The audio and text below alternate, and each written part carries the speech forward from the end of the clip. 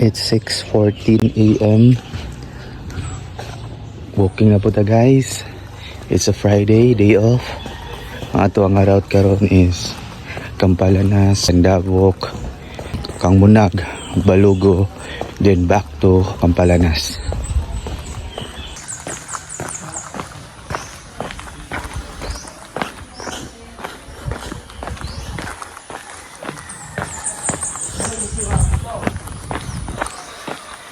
Ang atong route last time is Campalanas to Talayong via Lower Kabakalan. Sa Kangmunag guys, matutatong beach nila. Dayon nato sila oy kanang pool bitaw nga mga isda murag pareho atong sa gabayan. So ato ako hapiton. Balete Tree Fish pa. One of the popular tourist spots here in Siquijor. Kaning adalan guys, kaning paliko sa too, mao ni ang paingon og kang asa punong San Antonio dayon malahos ni sa Capitol sa Siquijor.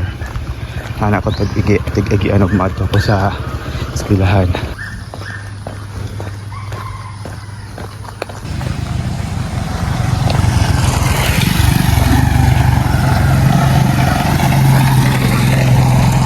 Mo side trip tagkadalian ng tubig Lumboy guys. May tubig hani guys oh. And pwede po ko ano tubig gamit sa balay ba. Okay.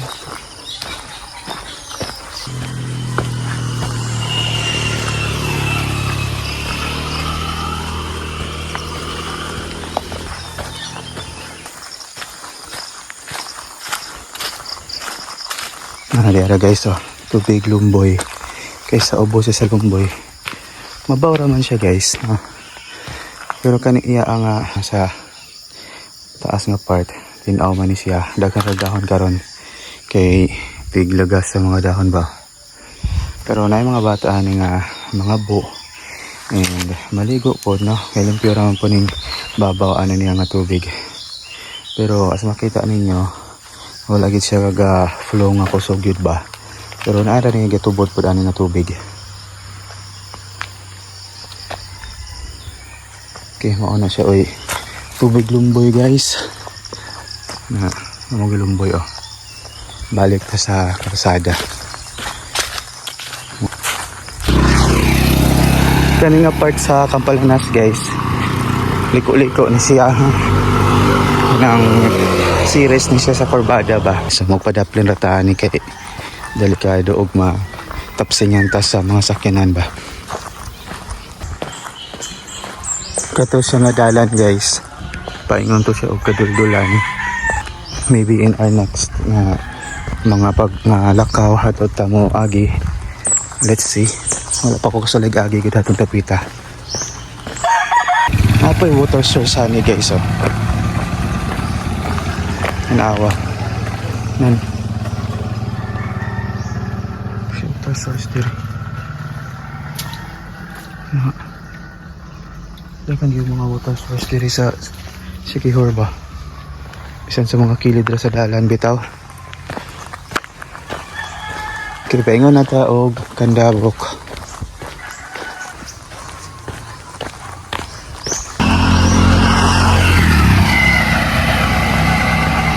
San Juan Municipality.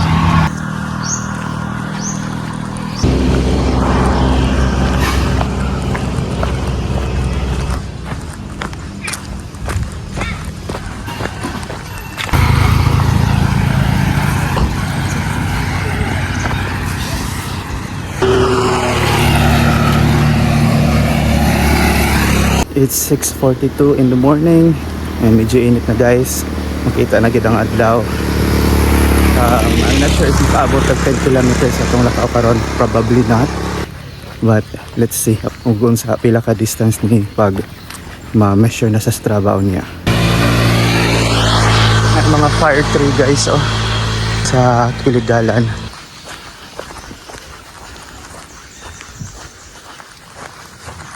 Diri nga spot guys oh. Makita biya ang sunset hani no. Umahapon amo po mga mog stop diri dayon magkuha videos and photos sa sunset. Isa dili siya typical nga bukid bitaw nga area. Kita ba pa ng sunset? Okay, makita ang dagat oh.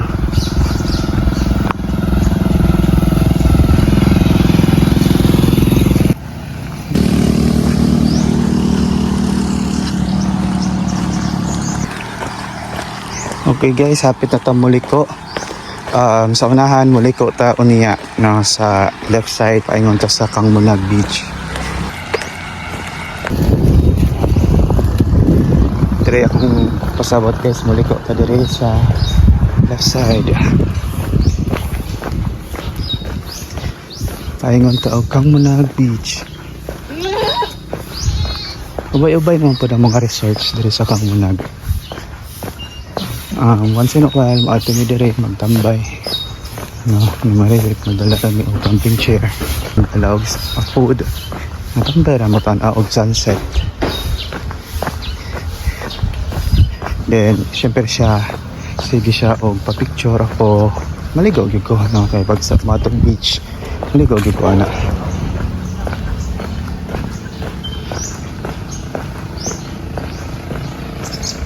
Cute. Dagko kay mga nangka guys oh. Wala mo sa pagkuha. Sayang.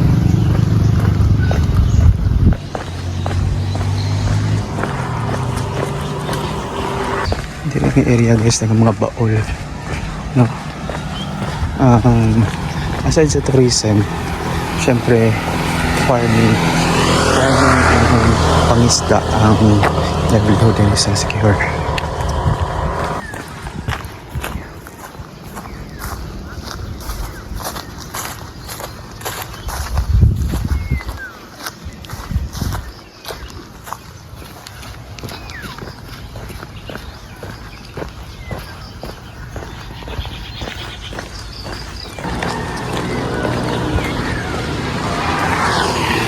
In fairness guys, nakaabot na bitag 3.40 kilometers na. Although slow gid atong pacing karon no. Kay medyo kagandahan ko nga videos nga gikuha so far. But so far so good.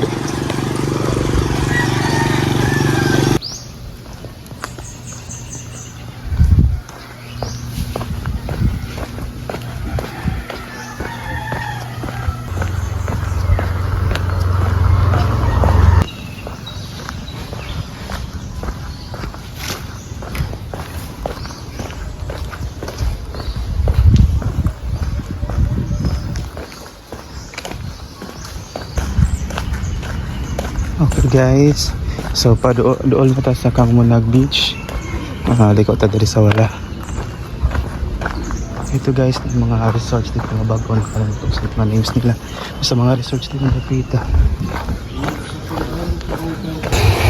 Matang pa sa place nga tubig pa nga mga isda ng doon.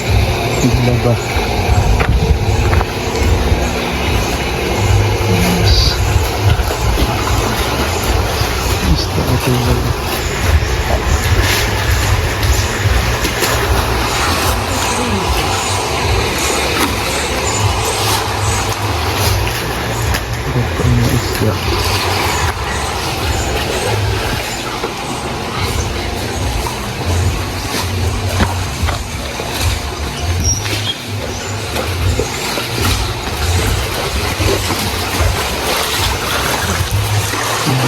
Ikan na pintu yang bisa dapat mengenai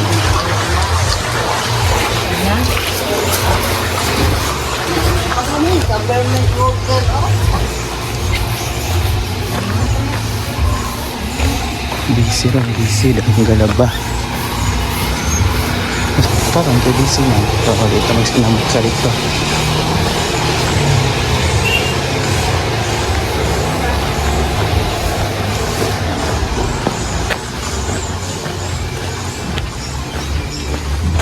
Sige, maato to sa dagat.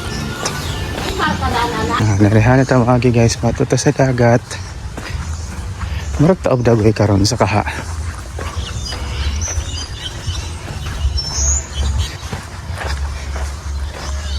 Dili di ay Hunas.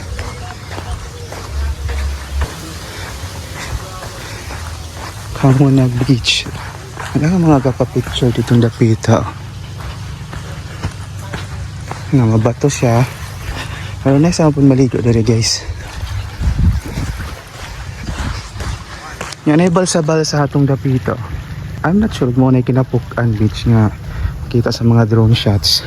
Naganabi karong mga spots diri sa sikirang ginabutangan nila balsa. Nga gina drone shot. Naghanap nga nga mga gimmick. Napad mapad iya nga sure. Ang balas niya hani dili kayo puti. Medyo paingo na sa light brown. Medyo paingo na siya sa light brown, no? Pero malapad iya ang shore.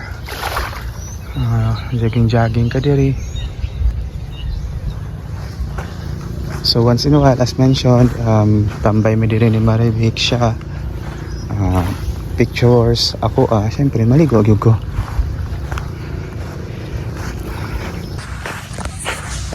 After aning kang muna guys, paingon na taog balugo. Magian nato ang gate sa Kawayan Holiday Resort. Kana siya nga spot guys. On a reservation basis nga kasi makauna para makapasunod ba no.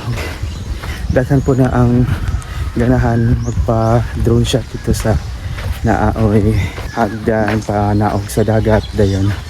Mag drone shot ka dito. So several instances na gani nga na mga turista nga hatog ga propose no kay scenic view mo gud siya.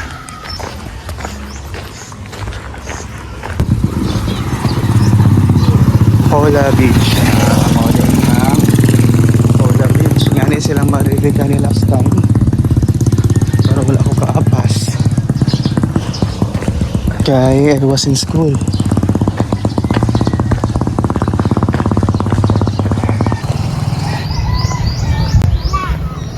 Mga kubo. Dirigid man ang Kinapukan Beach guys na inang kabutang nga signage. Kinapukan Beach.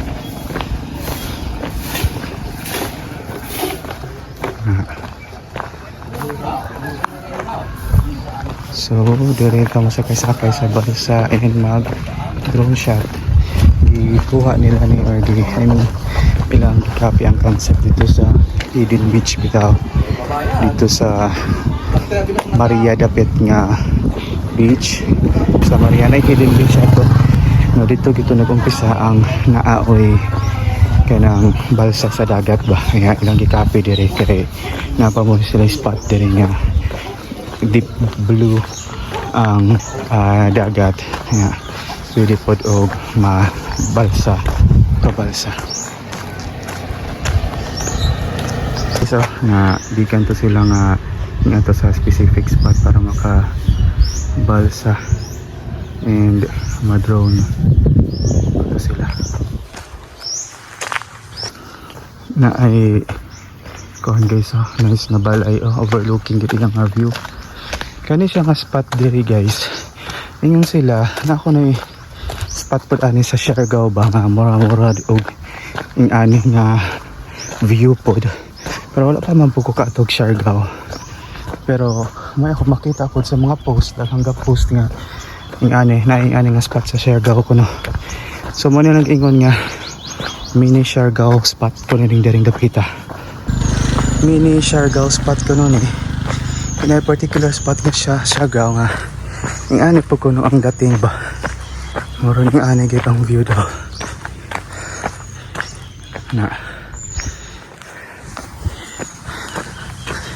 Na guys, comment sa mga nakatog Siargao og tinuod ba nga na spot sa Siargao nga ngani og view.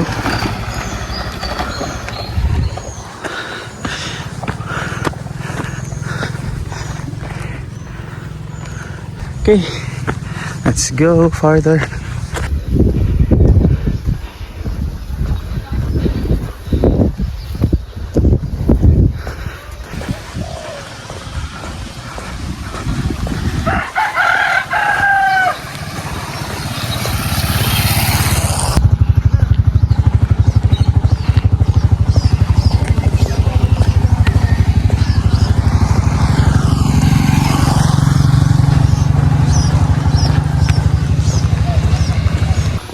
daghan ng mga kanding rin na. Mga wild kanding.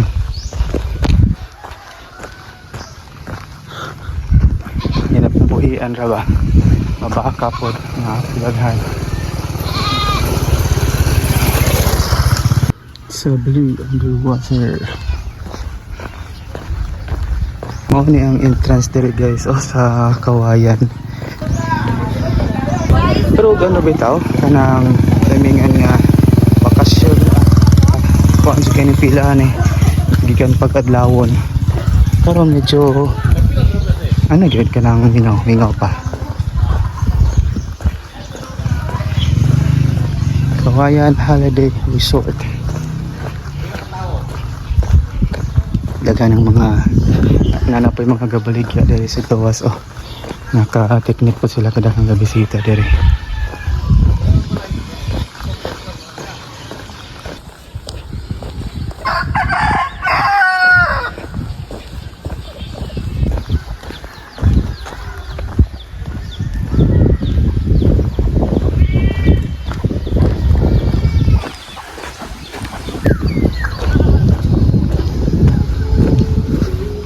Hindi guys ang mag underwater